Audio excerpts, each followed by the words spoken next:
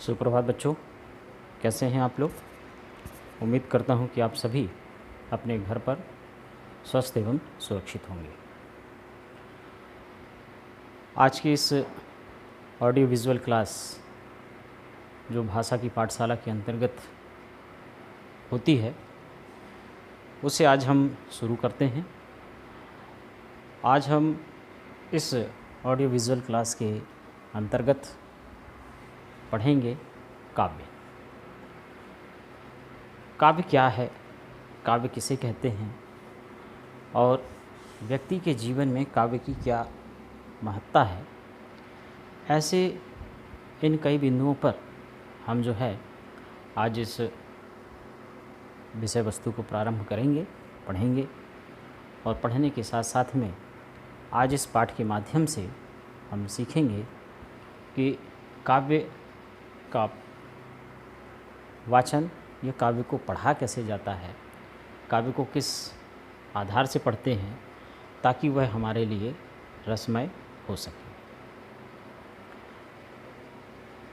काव्य में जैसे रहीम के दोहे, कबीर के दोहे, मीरा के पद, सूर के पद, इन कवियों के द्वारा जो लिखित जो बातें हैं, जो साहित्य है, इनका गायन किया जाता है।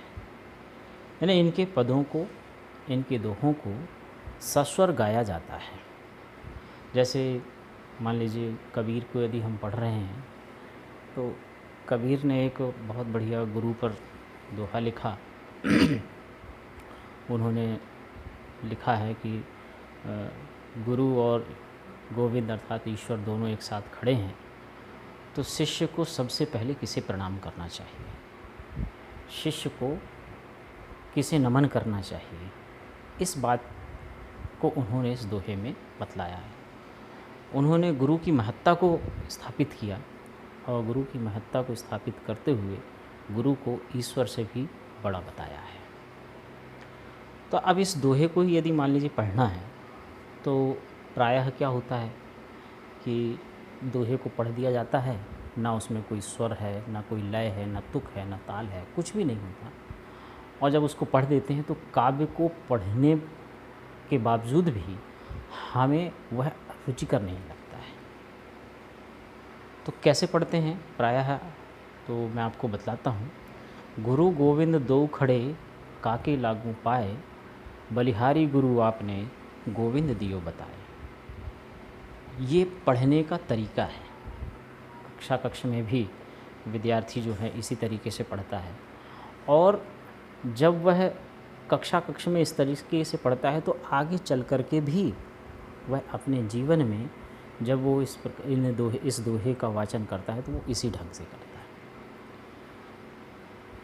तो कहने का मतलब ये है कि काव्य को यदि आरंभ से ही बच्चे को सस्वर वाचन करने को यदि सिखाया जाए, लय के साथ यदि काव्य को पढ़ने की शैली उसके अंदर स्थापित की जाए तो वह काव्य निश्चित रूप से सुनने वाले के लिए भी रसमय हो जाता है और जो पढ़ता है उसके लिए भी रसमय तो होता ही है, जिसके कारण उस काव्य की वजह से, उस रसमय काव्य की वजह से उसका जीवन भी और आनंदित हो जाता है और आनंदमय जीवन बन जाता है।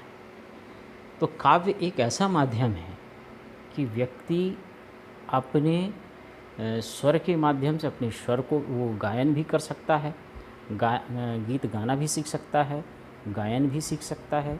ये ऐसी कई विधाएं, कई कलाएं जो हैं वो अपने अंदर स्थापित कर सकता है। तो मैं उदाहरण दे रहा था, मैं बात कह रहा था कि काव्य को कैसे पढ़ना चाहिए। तो उदाहरण दिया मैंने कबीर के दोहे को कि गुरु गोविंद दो खड़े, काके लागू पाए, बलिहारी गुरु आपने, गोविंद दियो बताए। तो इसको कुछ इस तरह से भी हम गा करके स्वयं को आनंदित कर सकते हैं और सुनने वाले के लिए भी उसके मन में आनंद पैदा कर सकते हैं। तो सुनिए ज़रा कैसे हम काव्य का गायन करते हैं। गुरु गोविंद दो खड़े, गुरु गोविंद काके लागू पाए, बलिहारी गुरु आपने गोविंद दियो बताए, गोविंद दियो बताए। तो निश्चित रूप से यह जो मैंने दोहे का गायन किया, दोहे का मैंने सस्वर वाचन किया, ये आपके लिए बहुत अच्छा लगा होगा, कर्णप्रिय लगा होगा और सुनने में अच्छा भी लगा होगा और आपका मन भी आनंदित हुआ होगा। तो आप इन दोनों में तुलना कर सकते हैं, जो मैंने पहले बोला था दोहे का वाचन किया और जो अभी मैंने सस्वर वाचन किया, इन दोनों में आप तुलना कर सकते हैं कि दोनों में श्रेष्ठ कौन सा है। तो प्यारे बच्चों, काव्य को इसी तरह से पढ़ा जाता है। हिंदी में जो काव्य खंड होता है उसमें कोई भी किसी भी कवि के द्वारा लिखी हुई जो रचना है उसे यदि आप सस्वर गाएंगे, सस्वर पढ़ेंगे, तो निश्चित रूप से वास्तविक काव्य क्या होता है, काव्य का सही आनंद क्या होता है, वो आपको प्राप्त होगा। तो आज हम काव्य के माध्यम से आज हम पढ़ने जा रहे हैं मीरा के पद। भक्ति काव्य के अंतर्गत मीरा के पद हम पढ़ेंगे और मीरा के पद के जो मुख्य अंश हैं, कुछ एक आध जो पद हैं, उनको मैं व्याख्या भी बतलाऊंगा आपको और उसका सस्वर वाचन भी करना, कैसे वाचन करना, उस तरीके से मैं आपको ये बातें बतलाऊंगा। ठीक है, तो आइए शुरू करते हैं। हम भक्ति काव्य के अंतर्गत हम सबसे पहले इस पाठ के सारांश को सुनेंगे, समझेंगे और जानेंगे कि आखिर काव्य होता क्या है। भक्ति काव्य के अंतर्गत जो बात कही गई है, उस भक्ति काव्य के अंतर्गत कही गई बात को, उसका जो केंद्रीय भाव है, जो उसे हम सुनेंगे आप सभी, और सुन करके आप समझने का प्रयास करेंगे कि भक्ति काव्य जो विधा है वो वास्तव में क्या होती है, इसकी आवश्यकता क्यों है, क्यों ज़रूरत है कि हमें भक्ति करना चाहिए, भक्ति जीवन में भक्ति का क्या महत्व है, ऐसी तमाम बातों को जो है हम पढ़ेंगे। तो आइए हम शुरू करते हैं। भक्ति काव्य का जो केंद्रीय भाव है उसे हम शुरू करते हैं। तो पहली बात आई थी हमारे सामने कि काव्य क्या है, यानी काव्य किसे कहते हैं, ये बात पहले हमारे सामने आई। तो बच्चों, ये बात मैं आप लोगों को बतला दूं कि काव्य अर्थात समस्त भाव प्रधान साहित्य। काव्य के यदि शाब्दिक अर्थ की बात करें हम, तो उसका वास्तविक अर्थ होता है समस्त भाव प्रधान साहित्य को ही काव्य कहते हैं। अब समस्त भाव प्रधान मतलब क्या?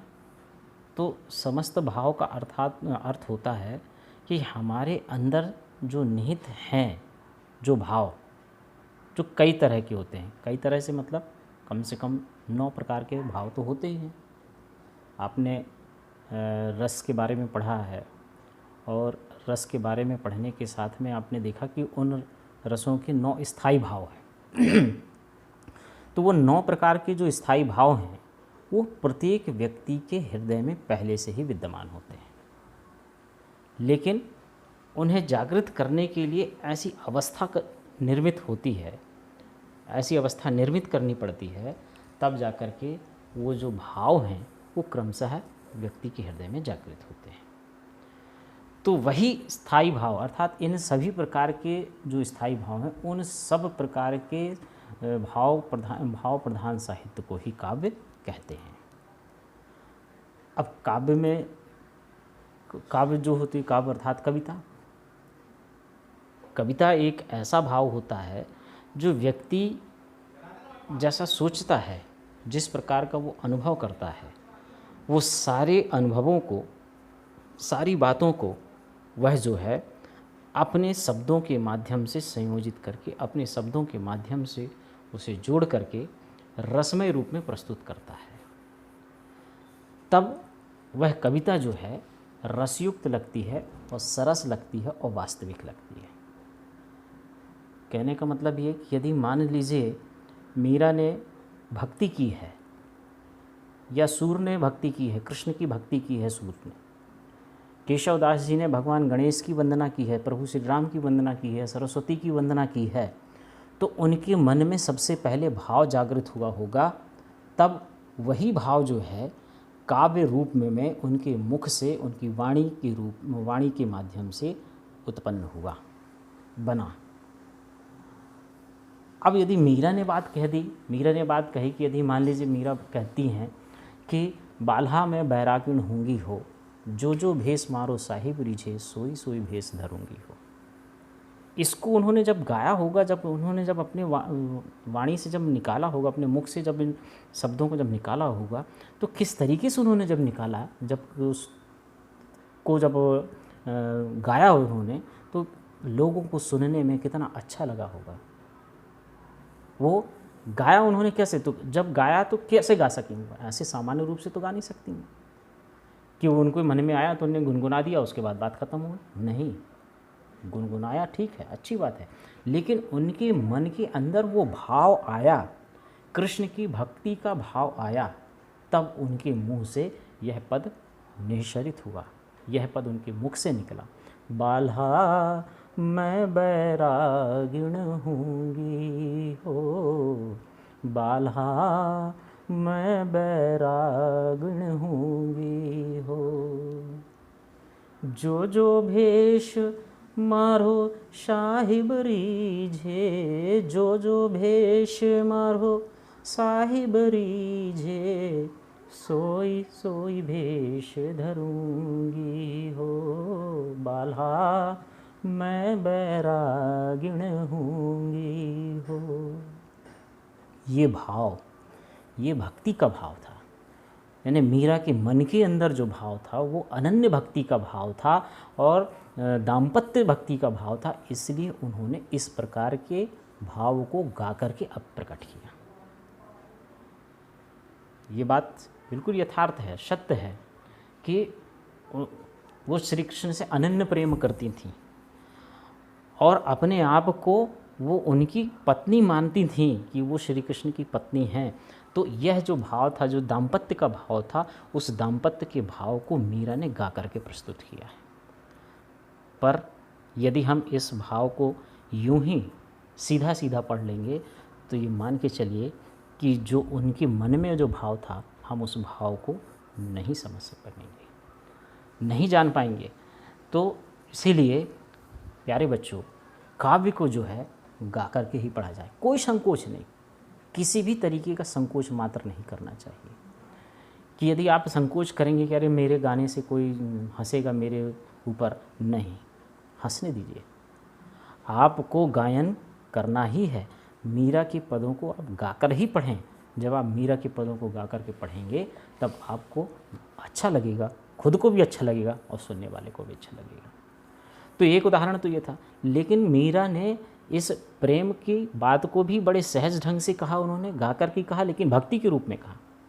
फिर वही आगे वो कहती हैं, जब वो श्री कृष्ण के प्रति जब उनकी प्रेम की जो भावना है अनन्य हो जाती है, बहुत अधिक बढ़ती है, तो वो ईश्वर ने उनके, जब वो उनको नहीं पा सकती तो वो उनको ईश्वर मान करके उनकी भक्ति करने लग जाती हैं। और फिर वही बात को आगे फिर वो कहती हैं, भज मन चरण कमल अविनाशी, भज मन चरण कमल अविनाशी, जेताई दिशे धरण गगन विच, जेताई दिशे धरण गगन विच, तेताई सब उठ जासी, रे मन भज मन चरण कमल अविनाशी, कि भज मन चरण कमल अविनाशी।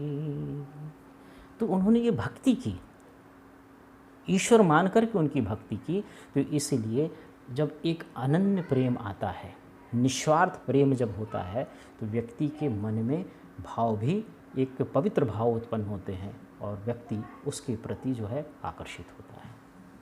श्री कृष्ण भी मीरा के आराध्य रहे और मीरा ने अपने आराध्य देव की भक्ति इसी प्रकार की प्रेम पूर्वक भक्ति की, और यही प्रेम पूर्वक भक्ति जो है, कहना चाहिए, काव्य कहलाती है। इसे ही काव्य कहा जाता है। काव्य को इसी ढंग से, इसी तरीके से जब हम पढ़ते हैं तो वह काव्य जो है हमारे जीवन के लिए महत्वपूर्ण बन जाता है।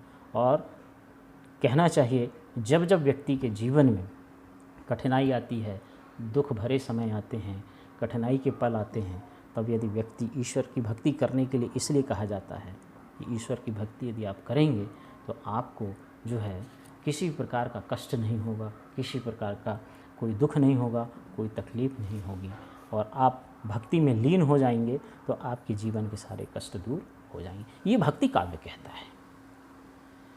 तो ये बात तो अभी हमने मीरा की कही। केशवदास ने भी अपनी भक्ति को कहा, उन्होंने भक्ति को भी जो दिखाया उन्होंने कि किस प्रकार से भक्ति के माध्यम से व्यक्ति जो है अपने संकटों को दूर कर सकता है, संकटों से वो बच सकता है, किस तरह से वह जो है अपने जीवन में फिर से नए सुख की स्थापना कर सकता है।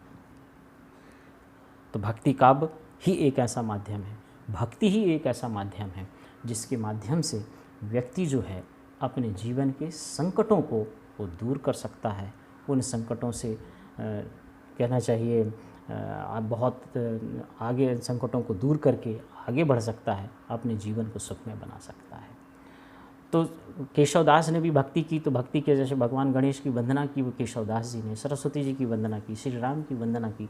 तो श्री राम की वंदना करते हुए केशवदास जी कहते हैं कि पूर्ण पुराणे अरु पुरुष पुराण परिपूर्ण, पूर्ण पुराणे अरु पुरुष पुराण परिपूर्ण, बतावे ना बतावे और उक्ति को, बतावे ना बतावे और उक्ति को, दर्शन देत जिन्हें दर्शन समुझे ना, दर्शन देत जिन्हें दर्शन समुझे ना, नेति नेति कहाँ वेद छाणी भेद जुक्ति को, नेति नेति कहाँ वेद छाणी भेद जुक्ति को। तो उन्होंने प्रभु श्री राम की वंदना की और कहने श्री राम की वंदना करके उनकी मान वंदना की है, उनकी प्रशंसा की है कि प्रभु श्री राम पुरुषों में भी पुरुषोत्तम माने गए। उनकी अनन्य भक्ति, यानी इस भक्ति के माध्यम से ही उन्होंने ईश्वर को जो है श्रेष्ठ बतलाया। और वो केशवदास जी इस बात को मानते हैं, इस बात को स्वीकार करते हैं कि यदि व्यक्ति के जीवन में कठिनाई आए तो वह ईश्वर की भक्ति यदि करेगा तो निश्चित रूप से वो भक्ति के माध्यम से, भक्ति के रास्ते पर चल करके अपने जीवन की कठिनाइयों को दूर कर लेगा। तो प्यारे बच्चों, ये है काव्य और यही है काव्य की महत्ता। काव्य को यदि आप गा करके पढ़ेंगे, गायन करके यदि आप पढ़ेंगे तो निश्चित है आपके जीवन की जो कठिनाइयाँ हैं, व्यक्ति के जीवन की जो कठिनाइयाँ हैं, वो धीरे धीरे सहज रूप से दूर होती चली जाती हैं। तो मैं समझता हूँ कि आपने काव्य के बारे में जान लिया होगा। अब मैं बात करता हूँ इसके केंद्रीय भाव की। केंद्रीय भाव क्या है और इस केंद्रीय भाव के माध्यम से भक्ति काव्य की किस बात को स्पष्ट किया है वो आप इसे ध्यानपूर्वक सुनेंगे। मैं इसको पढ़ता हूँ। आराध्य और आराधक के बीच संबंध की भावना को ही भक्ति के रूप में निरूपित किया गया है। इसमें आराध्य के प्रति आराधक की सेवा भावना की प्रमुखता है। भक्ति के क्षेत्र में ईश्वर की महिमा का श्रवण, गायन और विविध प्रकार से उनकी सेवा करने का विधान है। इस विधान को नवधा भक्ति के नाम से जाना जाता है।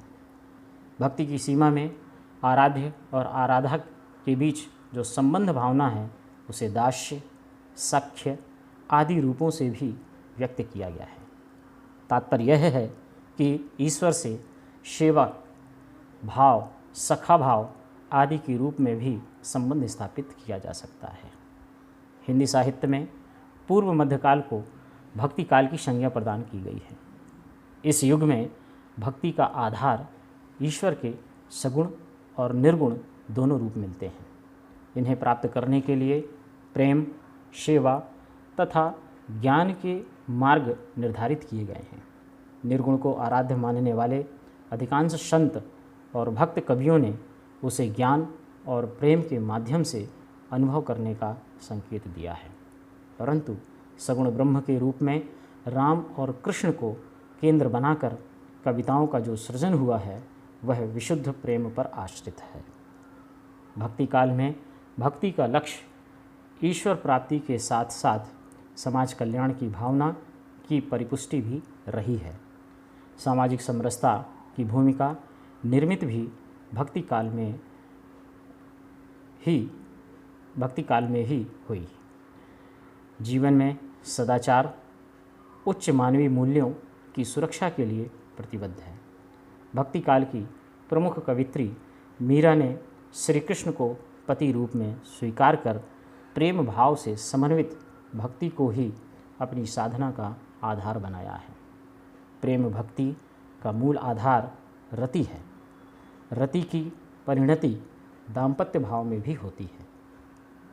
इस दाम्पत्य भाव के अंतर्गत माधुर्य उपासना की पीठिका निर्मित होती है। मीरा ने कृष्ण के प्रेम में डूबकर राजरानी पद का परित्याग कर दिया।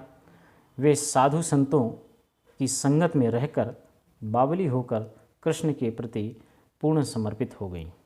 संकलित पदों में मीरा का दृढ़ संकल्प, उनकी सत्संग की प्रबल चाह, उनकी भक्ति यात्रा में प्रस्तुत होने वाले विघ्न, उन पर सद्गुरु की असीम कृपा तथा कृष्ण कृपा की एक निष्ठ आकांक्षा का उल्लेख है। भक्ति केवल भक्ति काल तक सीमित भाव नहीं है, यह काव्य के लिए एक शाश्वत भाव भी है। इसलिए अन्य काल के कवियों में भी भक्ति तत्व के दर्शन होते हैं। जैसे केशवदास, वे रीतिकाल के कवि माने जाते हैं, किंतु उनकी कविता में भी भक्ति भावना का निदर्शन है। प्रस्तुत काव्यांश में केशवदास द्वारा की गई देव वंदना परक पंक्तियाँ द्रष्टव्य हैं।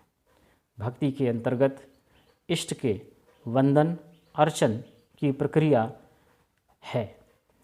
वे गणेश, सरस्वती और श्री राम की वंदना करते हुए इनकी महिमा का वर्णन करते हैं।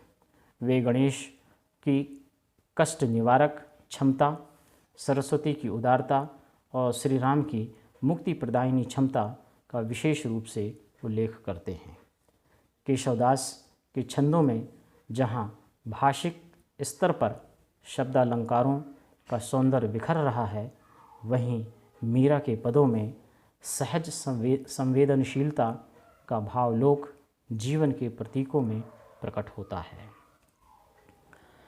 तो ये आपने सुना कि भक्ति काव्य क्या है, इस भक्ति के का महत्व क्या है, भक्ति किसे कहते हैं, और आराध्य और साधक के बीच में, आराधक के बीच में किस प्रकार का संबंध बनता है, कैसे तादाम कहना चाहिए, कैसे संबंध बन जाते हैं, कैसे रिश्ते बन जाते हैं, इस बात का उल्लेख इसके अंतर्भाव में किया गया है। मैंने आप लोगों को बताया कि भक्ति करने के लिए व्यक्ति के मन के अंदर भाव आता है।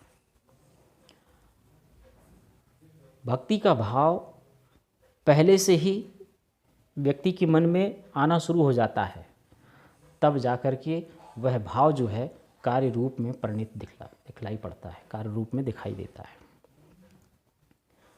भक्ति यह नहीं है कि हमने पंडाल बना लिया, पंडाल में प्रतिमाएं रख लीं, झांकियाँ रख लीं, ढोल धमाकों की आवाज़ में हमने नाच लिया और उछल कूद कर ली, तो ये भक्ति हमने दिखला दी। नहीं, भक्ति तो एकांत में होती है।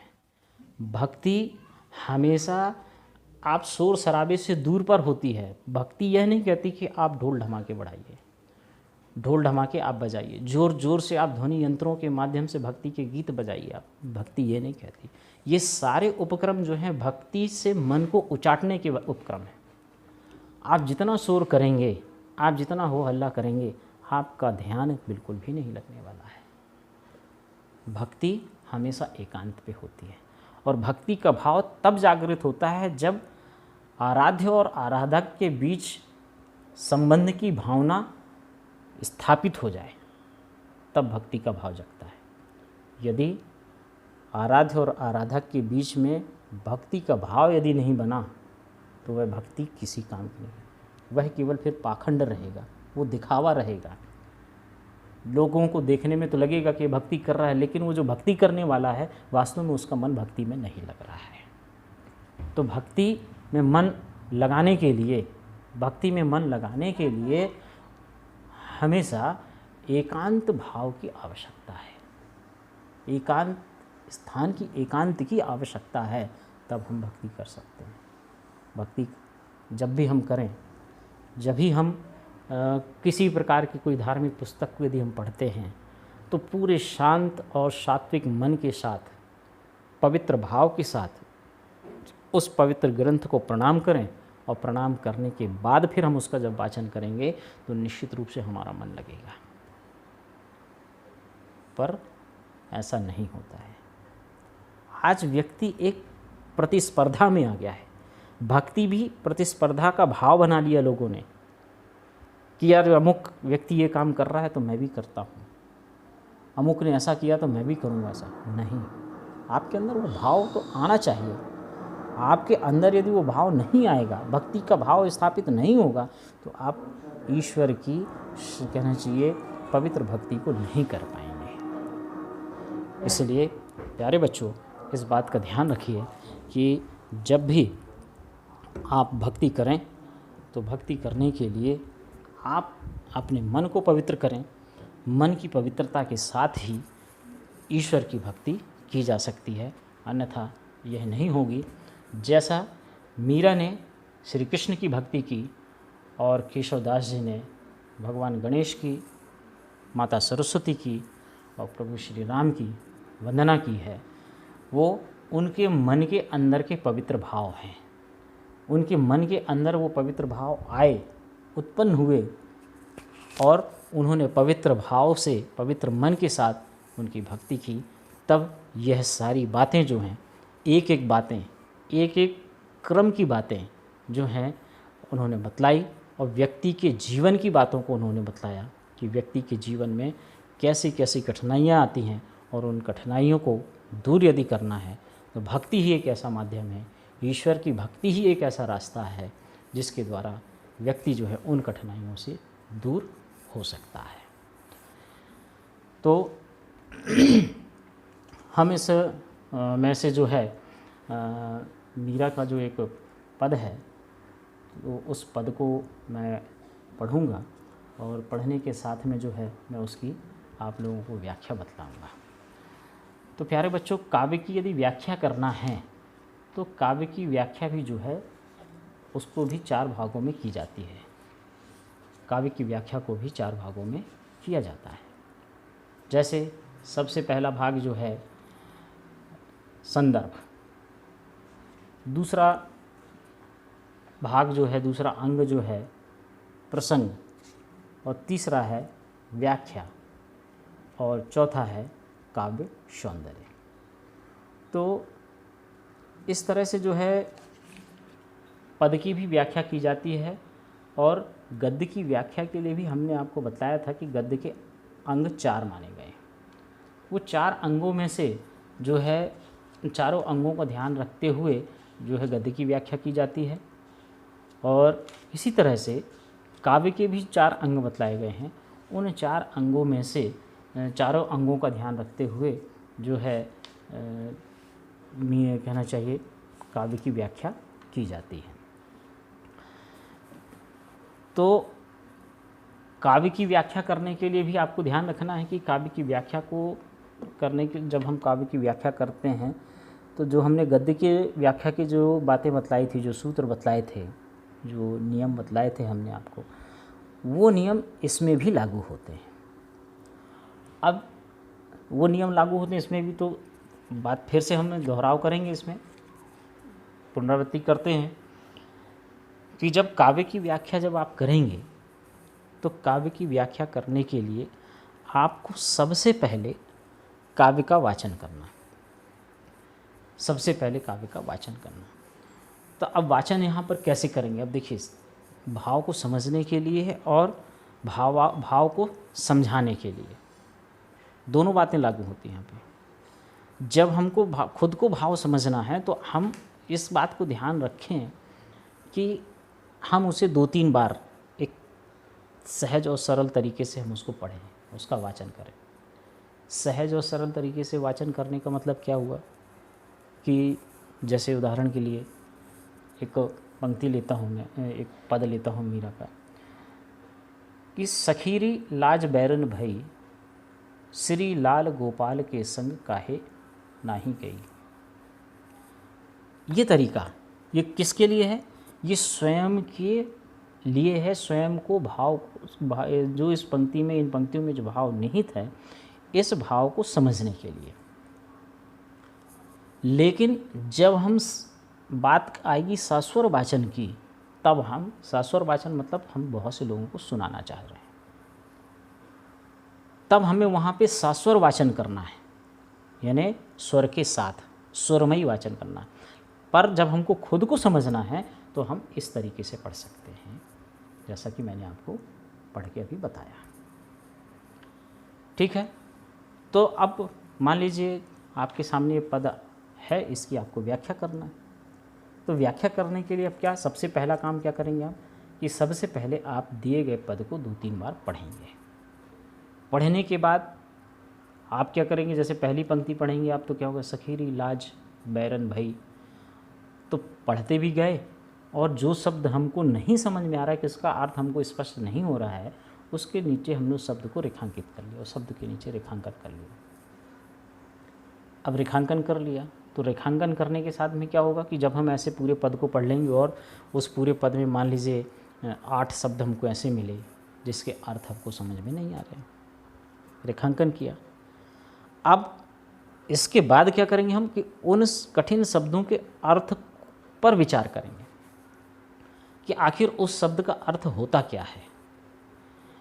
उस शब्द के अर्थ को समझने के साथ में जैसे हमने उस शब्द के अर्थ को समझ लिया, तब हम उस शब्द के अर्थ को आधार मान करके पहली पंक्ति को अपने शब्दों में उसकी व्याख्या करेंगे, उसके भावार्थ को लिखेंगे या स्पष्ट करेंगे।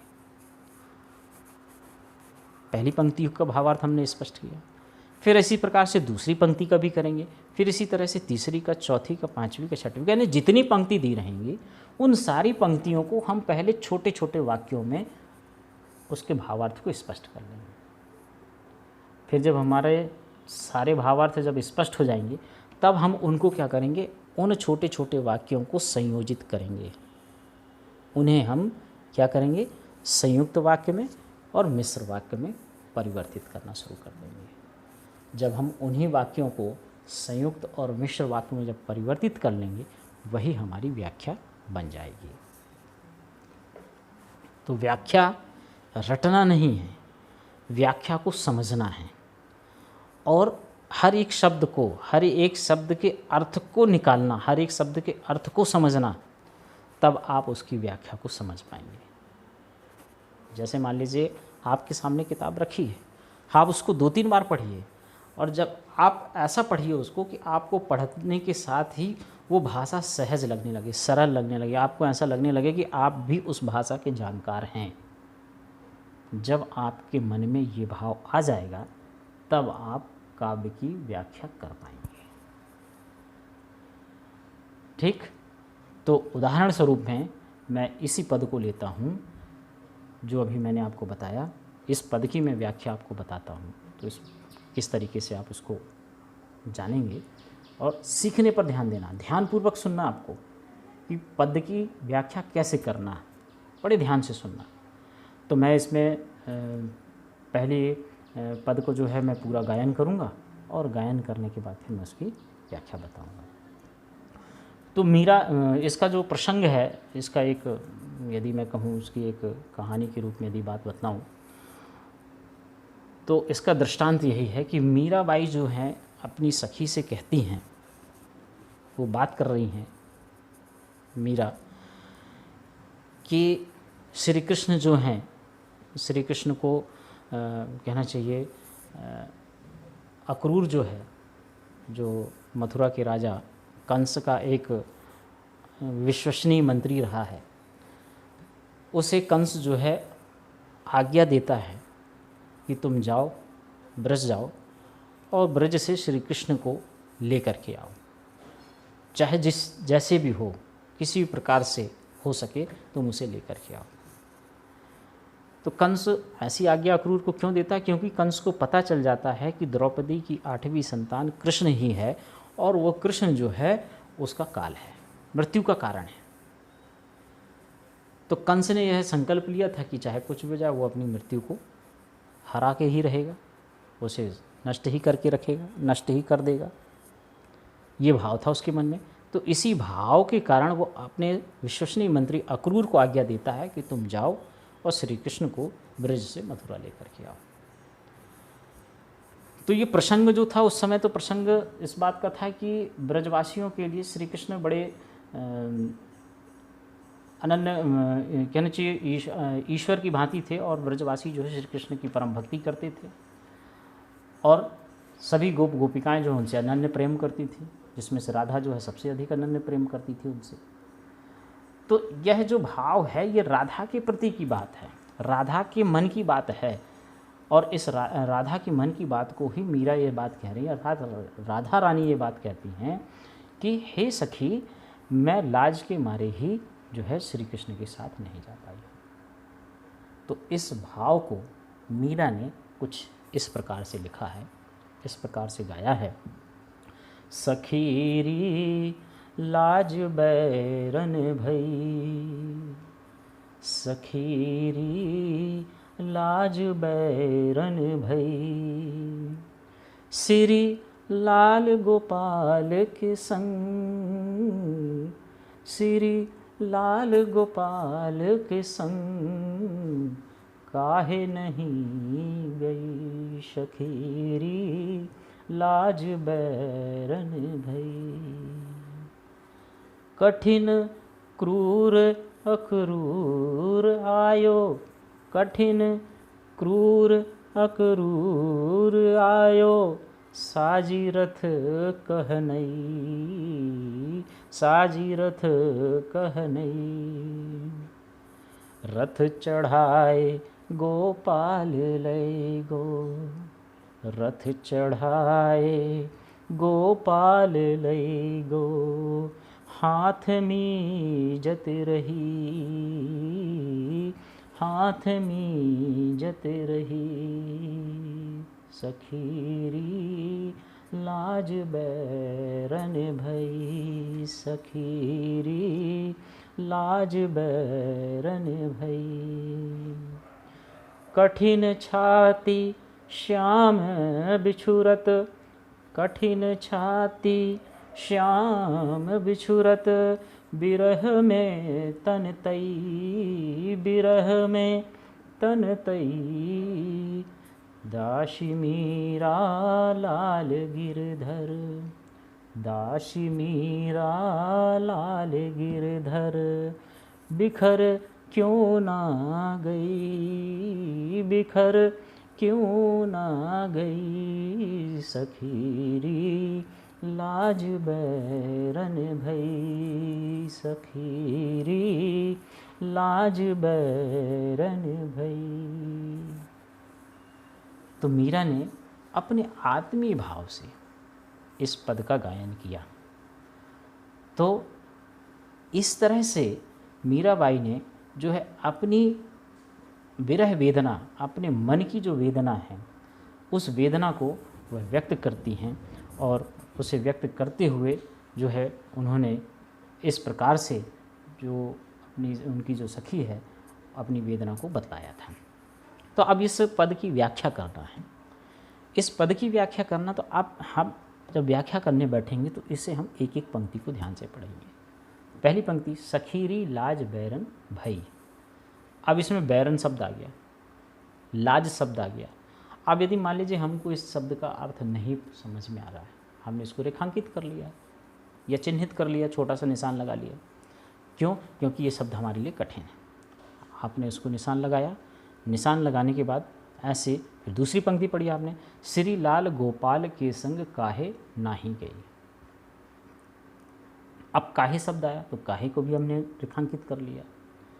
क्यों? क्योंकि इसका अर्थ हमें समझ में नहीं आ रहा है। मान लीजिए यदि बन रहा है, हमको पता है तो अच्छी बात है, लेकिन फिर भी ये कठिन शब्द है। अगली तीसरी पंक्ति, कठिन क्रूर अक्रूर आयो साजी रथ कह नई। क्रूर, क्रूर शब्द आया, क्रूर को आप टिक मार कर लो, साजी शब्द को टिक मार कर लो। फिर तीसरी पंक्ति, हाथ रथ चढ़ाए गोपाल लैगो हाथ मीजत रही। मीजत शब्द को आप, हाथ मीजत रही शब्द को आप रेखांकित कर लो। फिर तीसरा, कठिन छाती श्याम बिछुरत विरह में तन तई। तो विरह में तन तई, तो अब इसमें आप विरह शब्द को आप लिख लो, रेखांकित कर लो, तन शब्द को रेखांकित करो, तई शब्द को रेखांकित करो और बिखर शब्द को रेखांकित करो। दासी मीरा लाल गिरधर बिखर क्यों ना गई। बिखर शब्द को आप इसमें रेखांकित करो। तो ये काम आप करेंगे सबसे पहले। जब 2-3 बार आप पढ़ेंगे, 2-3 बार पढ़ने के बाद फिर क्या करेंगे आप, पढ़ने के साथ साथ में आपको भाव भी समझ में आएगा कि उस पद का मूल भाव क्या है, उस पद की में मूल बात कौन सी कही गई है, कौन सी बात को बतलाया गया है, ये आपको उसमें समझ में आएगा। तो जब आप उसको समझ लेंगे तो आप के मन में धीरे धीरे धीरे भावार्थ उसका स्पष्ट होने लगेगा। ठीक है, तो अब इस काम को आपने कर लिया, रेखांकित कर लिया शब्दों को। अब उसके शब्द, उन कठिन शब्दों के अर्थ की तरफ आप सोचो, अब विचार करो कि आखिर वो कठिन शब्द का अर्थ क्या होगा। कठिन शब्द के अर्थ को जब आप समझेंगे तो समझने के बाद फिर आप अब काव्य की व्याख्या करने के लिए तैयार हो गए। जब कठिन शब्द का अर्थ पता चल गया तो अब इसका सबसे पहला काम लिखेंगे आप संदर्भ। पहला पॉइंट काव्य की। तो अब संदर्भ में क्या क्या लिखा जाता है, संदर्भ की बातें कौन कौन सी आती है। मैंने आपको गद्य की व्याख्या के दौरान बताया था कि इसमें पाठ का नाम, शीर्षक लिखा जाता है, कवि का नाम लिखा जाएगा और पुस्तक का नाम लिखा जाएगा। ठीक। फिर प्रसंग में क्या, प्रसंग में आपको पद जब आप पढ़ेंगे तो पद पढ़ने के पश्चात आपको पता चलेगा कि उस पद में मूल भाव कौन सा है, उस पद के माध्यम से कौन सी बात कवि ने कही है या बताना चाहा है। तो उस मूल भाव को समझने के पश्चात हम उस मूल भाव को प्रसंग में लिखेंगे। फिर तीसरा बिंदु आता है व्याख्या। व्याख्या को जब आप करेंगे तो मैंने आपको बताया कि व्याख्या करने के लिए आप पहले क्रमशः एक एक पंक्ति की व्याख्या करें। जैसा आपको भाव समझ में आता है उस ये पहली पंक्ति का भावार्थ अपने शब्दों में मन में तैयार कर लीजिए एक बार। फिर उसके बाद जब सारी पंक्तियों के भावार्थ आपके मन में जब तैयार हो जाए तो उसे फिर आप कॉपी में लिखें। यदि आप भावार्थ को समझ सकते हैं और ठीक तरीके से पहली पंक्ति का भावार्थ लिखा, फिर दूसरी पंक्ति को भी समझ रहे हैं आप, तीसरी का भी, चौथी का, पांचवी का, छठवीं का, सातवीं का, आठवीं का, सभी पंक्तियों का भावार्थ समझ रहे हैं तो आप डायरेक्ट सीधे लिख भी सकते हैं। पर आपके वाक्यों का संयोजन, आपके वाक्य जो हैं सार्थक रहें, इसका आपको ध्यान में रखना है। ठीक। अब व्याख्या करने के बाद फिर क्या करेंगे आप, उसका काव्य सौंदर्य, काव्य सौंदर्य लिखेंगे। तो काव्य सौंदर्य के अंतर्गत क्या लिखेंगे, भाषा के बारे में लिखेंगे, फिर रस के बारे में लिखेंगे आप, उसमें कौन सा रस है, उसमें अलंकार की बात करेंगे और उसमें छंद की बात करेंगे। यदि छंद है तो छंद का नाम लिखेंगे, नहीं तो अलंकार, रस और भाषा की बात उसमें आप लिखेंगे। ठीक है। तो इस तरह से आपको काव्य की व्याख्या करना। तो इस पद की व्याख्या मैं आप यहाँ से बतलाता हूँ आपको। तो पहली व्याख्या जो है वो इस प्रकार होगी कि मीराबाई कहती हैं कि हे सखी, मेरी लाज ही मेरी दुश्मन हो गई, जिसके कारण मैं गोपाल श्री कृष्ण के साथ नहीं जा पाई। मथुरा से कठोर हृदय वाला अक्रूर आया और अपने साथ सुंदर रथ सजाकर लाया, जिसमें श्री कृष्ण को बैठाकर मथुरा ले गया और मैं अपने मन में पश्चाताप करती हुई रह गई। श्री कृष्ण के वियोग में मेरा हृदय कठोरता का अनुभव करने लगा और मेरा शरीर उनके विरह में कढ़ाई के समान जलने लगा। कढ़ाई यानी जिस पर भोजन पकाया जाता है। मीरा तो गोपाल श्री कृष्ण की दासी है, उन्होंने ही भक्तों के हित में गोवर्धन पर्वत उठाया था। मीरा को इस बात का दुख है कि वह श्री कृष्ण के विरह में नष्ट क्यों नहीं हो गई। तो ये पंक्तियों की व्याख्या रहेगी। तो व्याख्या इस प्रकार से की जाती है। तो ये हमने आपको एक पद समझाया।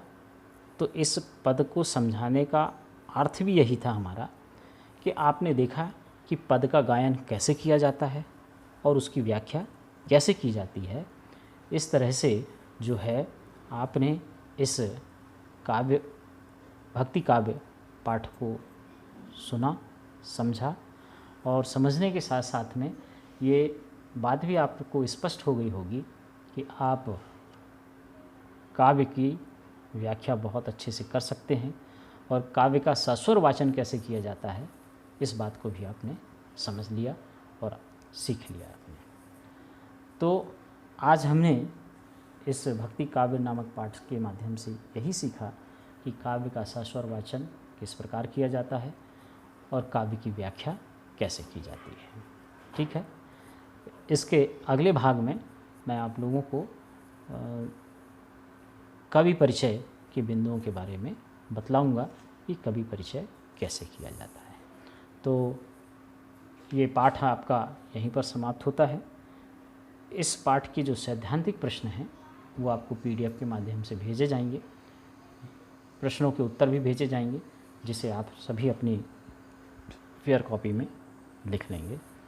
और इसी आशा और विश्वास के साथ कि आप इस विजुअल ऑडियो क्लास के माध्यम से आप इस विषय वस्तु को अच्छे तरह से सीख लेंगे, समझ लेंगे, इसी आशा विश्वास के साथ मैं इस विषय वस्तु को यहीं पर पूर्ण करता हूँ। जय हिंदी, वंदे मातरम।